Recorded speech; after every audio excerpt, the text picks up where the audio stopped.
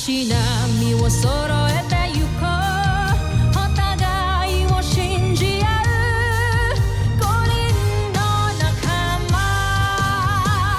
ボルテス5に預けた命飛ぶぜ宇宙の果てまでもみんなの笑顔持ち帰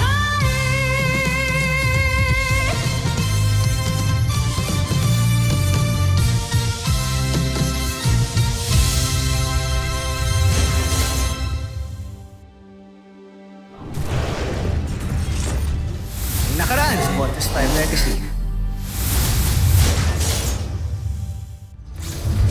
Nais kong makita ang mga nakuha mo.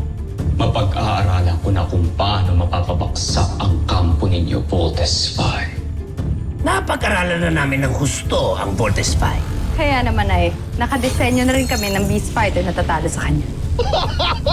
Ito yan eh! Nagugutom tuloy ako! Let's vote! Doc, we have a problem. Hindi ko kami makapag-vault in. Napasuka! Huwag mo lang patagalin! Pasukahin mo na! Voltes team! Ikaw, John, tanggalin mo to, please. Ito lang kayo. Kulang akong babalik sa laban. Di mo ko pinakawalan, uupuan ko si Octo-1. Sige na nga! Hindi ako papayag na magsasacrifice kang mag-isa kasi mahal kita, Steve! This is Ultra Marcon, an auxiliary ultra-electromagnetic generator. Naayos na nila muli ang mga makina ni Voltes 5. Deploy Ultra Marcon now. Let's vote in! Ultra Marcon, fire! Nire-reverse ng Ultra Marco ng energy ng Beast Fighter. Kaya pwede rin natin yung gawin. Napasabog natin ang counter weapon niya. Let's vote in! Bakit na buong Voltes 5? Hindi ko alam kung bakit! Labanan mo si Voltes 5. Masusunod! Laser Sword!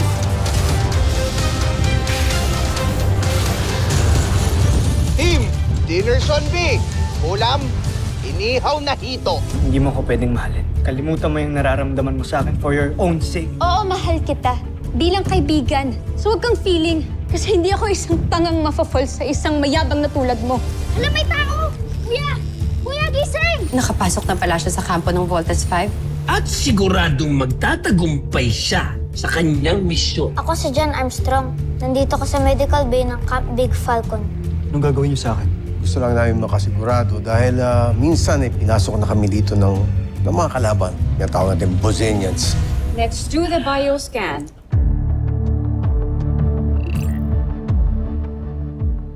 Alam mong napakadelikado ng misyon niya. Bakit hinayaan mo siya lamang mag-isa? Ganito yan, Elsa. Huwag kang mag-alala, General Sandra. Hanggat nakikita niyo yung pulang tuldok na yan, ibig sabihin, ligtas ang ating prinsipe. At hindi nila malalaman ang kanyang sikreto. Dahil suot pa niya ang pulseras. Pulseras. Anong pulseras ang sinasabi mo, General? Ganito yan. Makinig kayo. Para tuluyan nilang hindi mabisto ang prinsipe, kailangan niyang mag-iba ng anyo. At para mangyari yon, kailangan kong kumuha ng dugo ng mga taga-Terra Air 2 at alamin ang komposisyon ng katawan ng tao. At gamit ang teknolohiyang ginagamit natin sa paggawa ng Beast Fighters, suot ni Prinsipe ang isang pulseras na nagbabago ng kanyang anyo.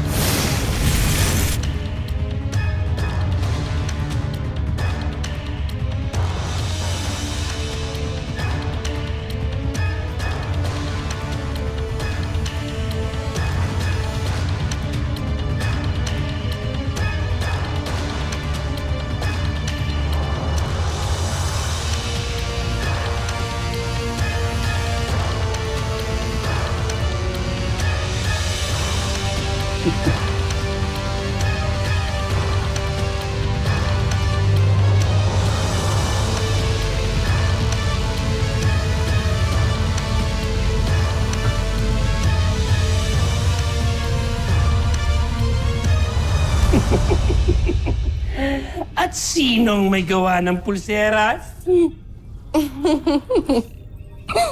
Magaling!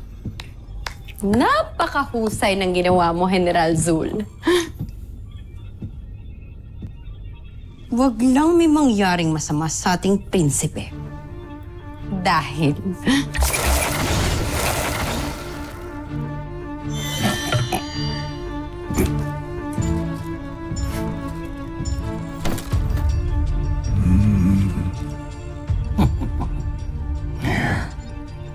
Ramdam na ramdam kong pagmamahal niyo sa akin. Magaling.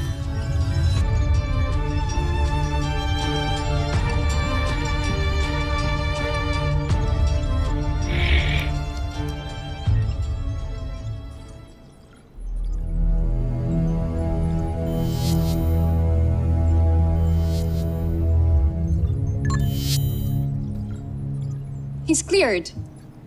He's a human being. See? Kaya tama lang na tinulungan ko siya. Tama yun, best friend. Kapag may tao na kailangan ng tulong, kailangan natin tulungan. O, Iho. Gusto na bang pakiramdam mo yan? Maayos na ako. Kaya ko na siguro. Aalis na ako dito dahil ayoko pang storbohin kayong lahat. Maraming salamat sa inyong lahat. Lalo na sa'yo. Utang ko sa'yo ang buhay ko, Little John. Okay lang yun, kuya. You're very welcome po. O siya, sige. Hayaan natin siyang mapagbihesan. Let's go, let's go.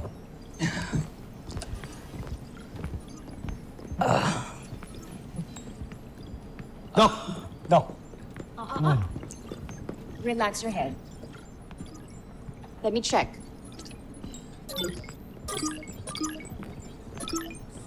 He's fine. He's just probably tired from his ordeal. Siguro maayos kalagayan mo, Manuel. Siguro, magpahinga ka muna dito bago ka umalis. Dr. Smith, okay lang ho ba yun? Bakit dito pa? Pwede naman siyang ihatid sa ibang ospital sa mainland Eh, ospital lang din naman to Tama si Little John, Mark. Di naman siya kalaban eh. Saka nakita naman din na tao siya, so wala naman tayong dapat ipag-worry. Anong wala? Alalahanin mo nga, Jamie. Tao rin ang nagtangka sa'yo dati. Di ako masamang tao. Kung di lang ako nanghihina, alis na talaga ako dito. Wala. You stay. At least manang overnight. Siguro by tomorrow, you'll feel much better. Pero meron kang dapat sundin na protocol. Importante. Hanggang nandito ka sa medical bay, hindi ka pwedeng umalis ng kwarto mo. Is that understood? Maraming salamat. Sige. Let's go. Higa ka muna dyan. Magpahinga ka. Palakas. Rest well, Kuya Manuel.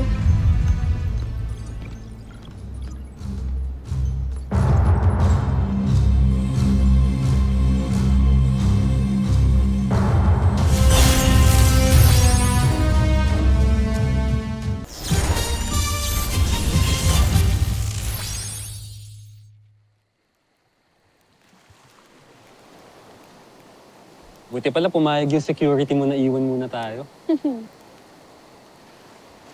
Manatin to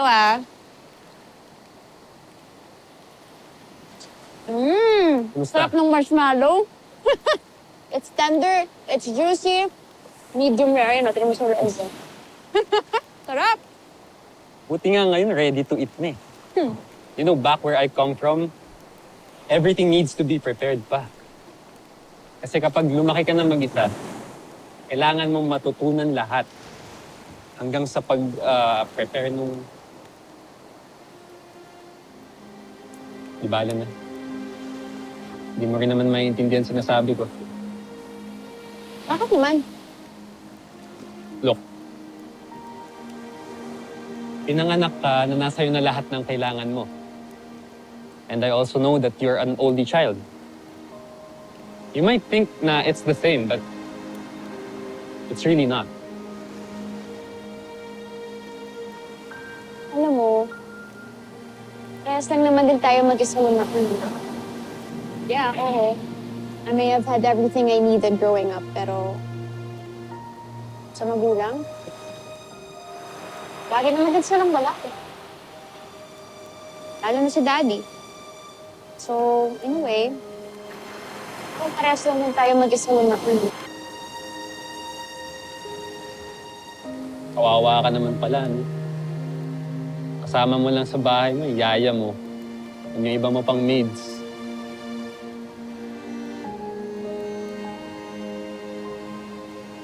Jamie, sorry.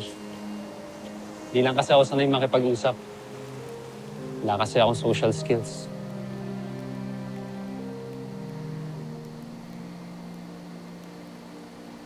Pasensya na.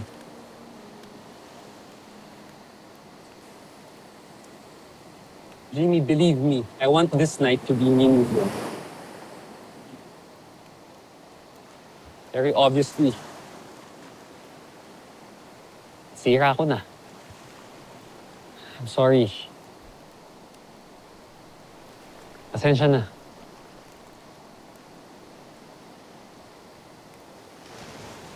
You want this night to be meaningful. Mark, ano ba to? Ano bang ginagawa natin? Bakit ginagawa mo para sa akin to? Hindi naman pwede na palagi mo na lang ako iniiwasan pagdating sa ganito. Kailangan natin i-define kung bakit, what this is. We have to define what this is. Hindi naman pwede na palagi na lang ako nang kukula, palagi na lang ako nalilito. Ano ba, Mark? May gusto ka ba sa akin? Hindi pa ba obvious, Jamie? Hindi pa ba obvious na gusto kita? Pero wala naman ako ine-expect na sagot, okay? Gusto ko lang makita mo, gusto ko lang malaman mo kung ano yung totoong ako. Na hindi ako masamang tao. Alam ko naman na mabuti kong tao eh. I know that you have a good heart. I know that you're a good person. I know that you're a good friend. Pero, for now, that's all I can give. But I'm your friend.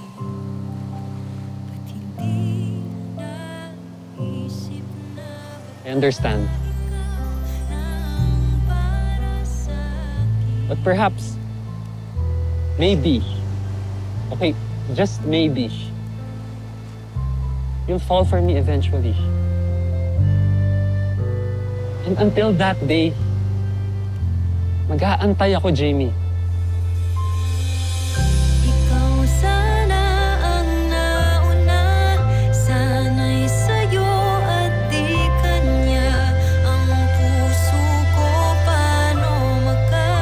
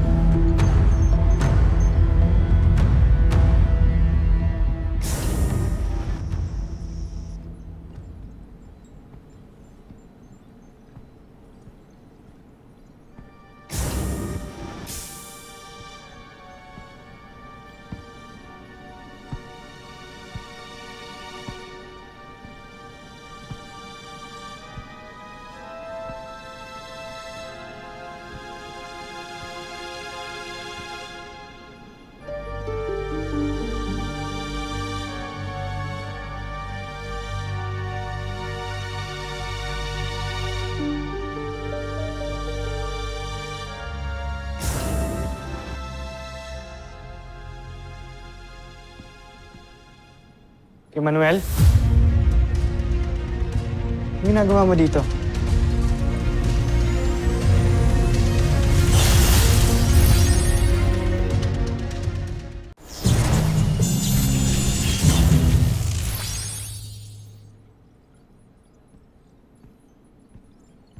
ginagawa mo dito? Di ba sinabi ni Dr. Smith bawal ka pang lumabas ng medical bay? Pasensya na. Hinahanap ko kasi kayo eh. Okay na ako. Gusto ko na sana umuwi. Manuel, wala pa tayong clearance from Dr. Alonso. Baka kailangan pa magpahinga. Di bale, bukas, kapag okay ka na, kami pa mismo maghahatid sa'yo. Sige na, pahinga ka muna sa medical Sandali, bay. Steve. Ganda ng mga larawan ninyo. Bakit na dito to? Ay, hindi. Dating office to ni Mama. Kaso wala nang gumagamit. Tapos si Little dyan, no? Bata pa. Yung kasama natin kaninang bata. Sino sila?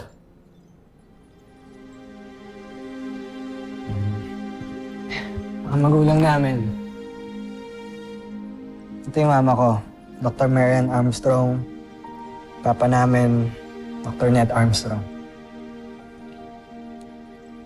Wala na si mama, na-aksidente siya nung... Eh, ang papa nyo?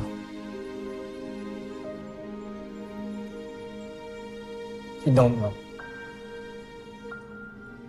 Hindi namin alam kung patay ba siya or kung nasan man. Kasi hindi namin alam eh, kasi naalala ko lang, dati, nung mga bata kami, sakay siya ng isang malaking spaceship eh. Feeling ko,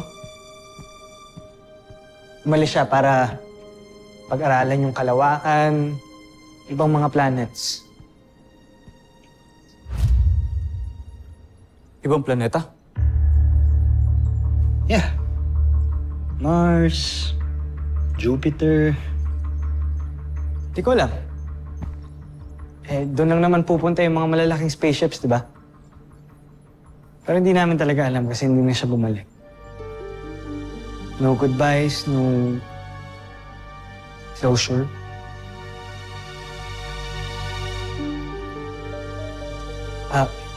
Tara. Balik tayo sa medical bay. Yung picture, balik mo lang doon kay Manuel. Bakit tila nakita ko na siya? Bakit pamilyar ang kanyang wangis? Nagkakilala na ba kami? Saan? Bakit hindi ko maalala?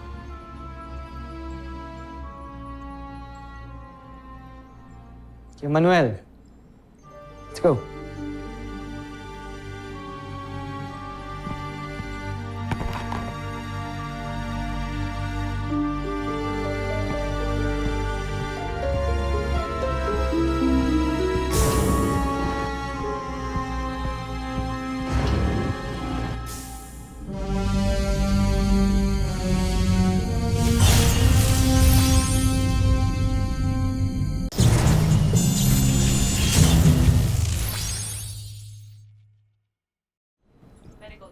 Buti pa kayo mga kapatid mo, no? Kahit pa paano, nakasama ninyo inyong mga magulang.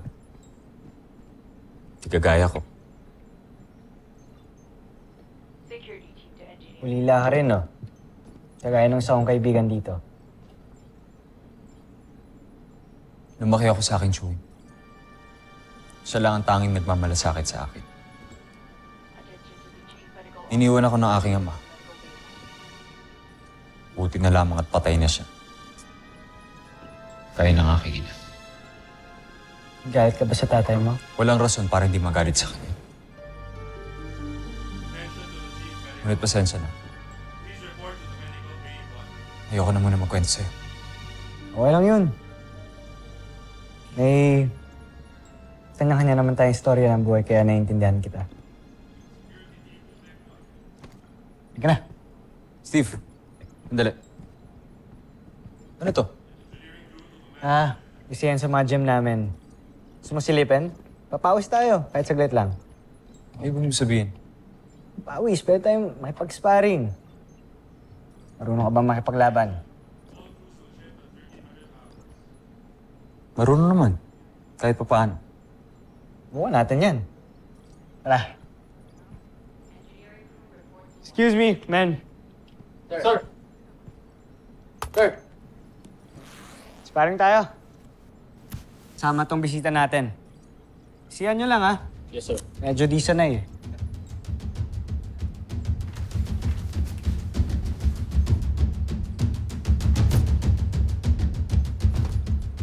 Ready, Kuya Manuel? Sige.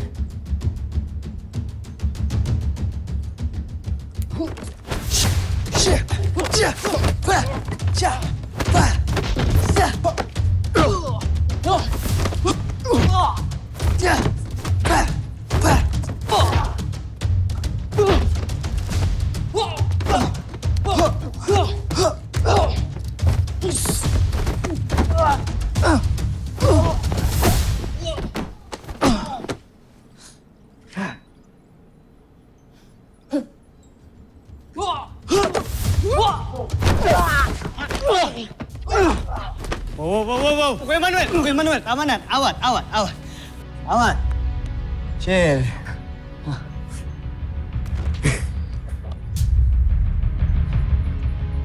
Sabi mo, hindi ka marunong. Alas kawawain mo na yung kasparing mo, eh. Niloko mo ata ako, eh. Magaling ka din naman, eh.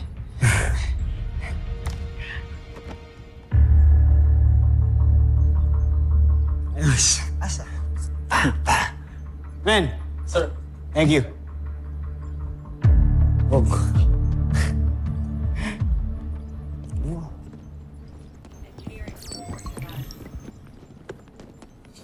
Go ahead and continue that.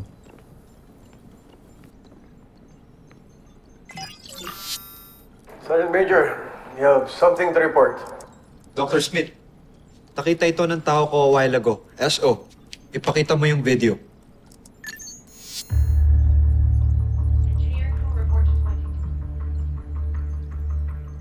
Hindi namin alam kung paano siya nakalabas ng medical bay dahil mukhang hindi nag-function ng CCTV, that's why pinapacheck right now. Pero base rito mukhang nagmamatsyag siya sa buong camp.